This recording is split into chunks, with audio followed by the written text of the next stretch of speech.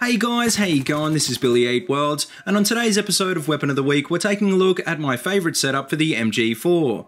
The MG4 has always been one of my favourite LMGs, but considering I mainly play Assault and Recon, I rarely get the chance to play with this gun these days. I picked up this weapon again this week to grind out the LMG kills for the Phantom program assignments, and clearly I'd forgotten how good this gun was, because I was pretty surprised at how well I was able to do with it.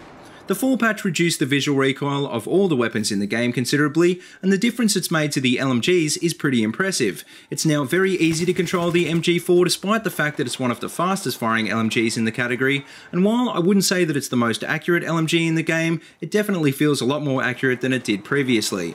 The MG4 has the standard 5.56 LMG damage model, meaning that it deals the same maximum and minimum damage as an assault rifle, but it has a slightly longer damage drop-off. The trade-off though is that it only has the standing accuracy of a carbine, and its accuracy on the move is twice as bad as an average AR. Fortunately, at close range you can move around a little more, and even if you do miss a few shots, you have a massive 200 round capacity to spare. This capacity comes in very handy when flanking as well, giving you enough ammo to take out a huge part of the enemy team before even thinking about reloading. Two of the biggest drawbacks of the MG4 though are its terrible hipfire accuracy and its very slow reload speed. This is why I like to run the gun with a laser sight to tighten up the hipfire spread and a suppressor to keep you hidden from the enemy for as long as possible.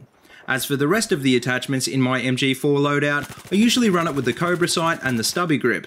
The Cobra is one of my favourite one-time sights with a very good field of view, and the stubby grip will tighten up the gun spread increase and help with those mid to long range shots. Another option for this weapon would be to use an ergo instead of the stubby to make up for its terrible moving accuracy. That being said though, the MG4 really is a stop and pop weapon, so for those of you who like to run and gun all of the time, you're probably going to have a lot of trouble with an LMG regardless of what grip you use. To finish up though, my biggest tip for this weapon would be to leave long range targets alone, because even though you might be able to get the occasional mid-range kill, this gun isn't going to outshoot snipers like the M16A4 can. Just try and stick to close range gunfights and try and flank the enemy whenever you can, and you should find yourself getting some decent kill streaks and having a lot of fun with the MG4. But anyway, that just about wraps up this week's episode of Weapon of the Week, so let me know what you think of the MG4, and feel free to suggest a weapon and customization for next week's video in the comment section below. As always, if you like what you see, please remember to like, comment, and subscribe, and if you haven't already, please check out all my other Battlefield 4 videos. I've got them all linked in a playlist in the description below. But until next time, see you later, and have a good one.